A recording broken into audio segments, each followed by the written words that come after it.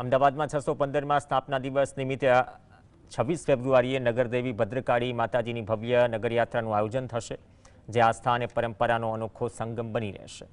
આ 614 વર્ષના લાંબા અંતર બાદ ગત વર્ષે પુનઃ શરૂ થયેલી આ પરંપરા મુજબ આ બીજી નગરયાત્રા હશે, જે આ વખતે ગોતવાસ ઉપરાંત રાયપુર અને ખાડિયા જેવા વિસ્તારોમાં પણ ફરશે। યાત્રા માટે માતાજીની વિશેષ પંચધાતુની પ્રતિમા અને પાદુકાઓ તૈયાર કરાઈ છે, જે રથમાં બિરાજમાન થઈ નગરચર્યાએ નીકળશે। અખાડા, ટેબલો અને ગજરાજોના આકર્ષણ સાથે આ શોભાયાત્રા નીકળશે। મુખ્યમંત્રી અને કેન્દ્રીય ગૃહમંત્રી અમિત શાહ સહિતના મહાનુભાવોને આમંત્રણ અપાયું છે।